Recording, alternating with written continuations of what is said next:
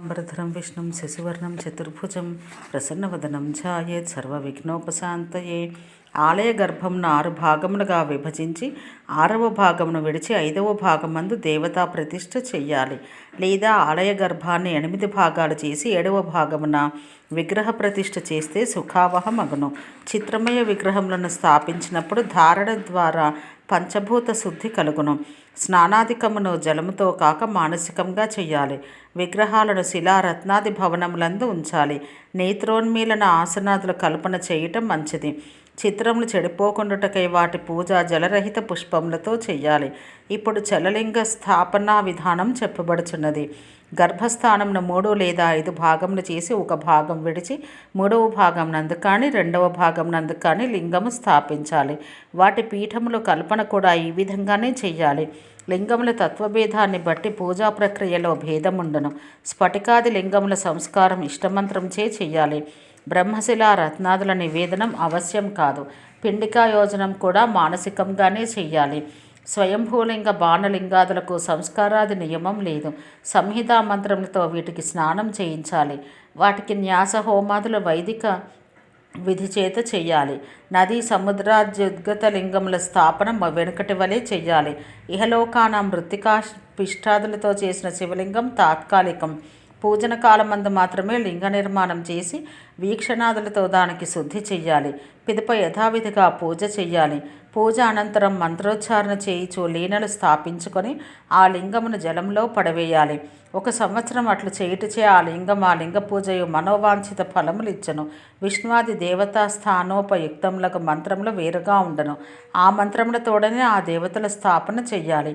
గౌరీ ప్రతిష్టా విధానం పరమేశ్వరుడు చెప్పెను. స్కంద ఇప్పుడు పూజా సహితంగా గౌరీ ప్రతిష్టాది విధానం చెప్పెదను. వెనుక చెప్పిన విధంగానే మండపాది రచన చేసి దేవీ స్థాపన శయ్యాధివాసం చెయ్యాలి. పూర్వం చెప్పిన మంత్రమూర్త్యాదుల న్యాసం చేసి ఆత్మతత్వ విద్యాతత్వ శివతత్వాలు పరమేశ్వరుని యందు స్థాపించాలి. పిదప పరాశక్తి న్యాసం హోమ జపాదులు వెనుకటి వలె చేసి క్రియాశక్తి రూపిణి యగు పిండిని సంధానం చెయ్యాలి. సర్వవ్యాపిని యగు పిండిని ధ్యానించి అచట రత్నాది న్యాసం చెయ్యాలి. ఈ విధంగా పిండి స్థాపన చేసి దానిపై దేవీ స్థాపన చెయ్యాలి. ఈ దేవి పరాశక్తి స్వరూపిణి. ఆ దేవీ మంత్రంతోడనే సృష్టి న్యాసపూర్వకమగు దేవీ స్థాపన చెయ్యాలి.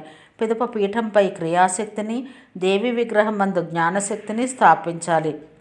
పిదప సర్వవ్యాపిని యగు శక్తిని ఆవాహనం చేసి దేవి ప్రతిమలపై ఆ శక్తిని చేర్చాలి. శివ అని పేరు గల అంబికాదేవిని స్పృశించి పూజించాలి. పూజా మంత్రములు ఈ విధంగా ఉండను. ఓం ఆం ఆధారశక్తయే నమః కూర్మాయ నమః. ఓం కందాయ నమః. ఓం హ్రీం నారాయణాయ నమః. ఓం ఐశ్వర్యాయ నమః. ఓం అధశ్చదనాయ నమః. ఓం పద్మాసనాయ నమః. పిదప కేసరాలు పూజించాలి. పిదప ఓం హ్రీం కర్ణికాయ నమః. ఓం క్షం పుష్కరాక్షేభ్యో నమః అను మంత్రాలతో కర్ణికా కమలాక్షాలను పూజించాలి. పిదప ఓం హాం పుష్ట్యై నమః. ఓం హ్రీం జ్ఞానాయ నమః. ఓం హ్రూం క్రియాయ నమః అను మంత్రములతో పుష్టి జ్ఞాన క్రియాశక్తులను పూజించాలి. ఓం నాలాయ నమః. ఓం రుం ధర్మాయ నమః. ఓం రుం జ్ఞానాయ నమః. ఓం వైరాగ్యాయ నమః. ఓం అధర్మాయ నమః. ఓం రుం అజ్ఞానాయ నమః. ఓం అవైరాగ్యాయ నమః. ఓం అనైశ్వర్యాయ నమః అను మంత్రాలతో నాలాదులను పూజించాలి. ఓం హుం వాచే నమః. ఓం హుం రాగిణ్యై నమః. ఓం హుం జ్వాలిన్యై నమః. ఓం హ్రౌం శమాయ నమః. ఓం హ్రుం జ్యేష్ఠాయ నమః. ఓం హ్రౌం రౌం క్రౌం నవశక్త్యై నమః అను మంత్రాలతో వాగాది శక్తులు పూజించాలి. ఓం ఓం గౌం గౌర్యాసనాయ నమః. ఓం గౌం గౌరీమూర్తయే నమః. ఇప్పుడు గౌరీ మూలమంత్రం చెప్పబడుచున్నది. ఓం హ్రీం సహ మహాగౌరీ రుద్రదయితే స్వాహ గౌర్యై నమః. ఓం గాం హృదయాయ నమః. ఓం గీం శిరసే స్వాహ. ఓం గోం శిఖాయ వషట్. ఓం గైం కవచాయ హుం. ఓం గౌం నేత్రత్రయాయ వౌషట్. ఓం గహ అస్త్రాయ ఫట్. ఓం గౌం విజ్ఞానశక్తయే నమః. ఈ మంత్రాలతో శిఖాదులు పూజించాలి. ఓం గూం క్రియాశక్తయే నమః అన్న మంత్రంతో క్రియాశక్తిని పూజించాలి. పూర్వాది దిక్కులందు ఇంద్రాదులను పూజించాలి. ఈ మంత్రంలో వెనుక చెప్పబడినవి. ఓం సుం సుభాగాయ నమః అను మంత్రంతో శుభగను. ఓం హ్రీం లలితాయ నమః అను మంత్రంతో లలితను పూజించాలి. ఓం హ్రీం కామిన్యై నమః. ఓం హ్రుం కామమాలిన్యై నమః అను మంత్రంతో గౌరీ ప్రతిష్ట పూజా జపములు చేయుటచే ఉపాసకుడు అన్నీ పొందగలుగును. సూర్య ప్రతిష్ఠా విధానం. పరమేశ్వరుడు పలికెను, ఇప్పుడు సూర్య ప్రతిష్ఠా విధానం చెప్పెదను. వెనుకటి వలె మండపాది నిర్మాణం స్నానాధికం చేసి పూర్వం చెప్పిన విధిని అనుసరించి విద్యను సాంగసూర్య దేవతను ఆసనశయ్యపై న్యాసం చేసి తత్వాలను ఈశ్వరుని ఆకాశాది పంచభూతాలను న్యాసం చెయ్యాలి. పూర్వం వలె శుద్ధ్యాధికం చేసి పిండి శోధనం చెయ్యాలి.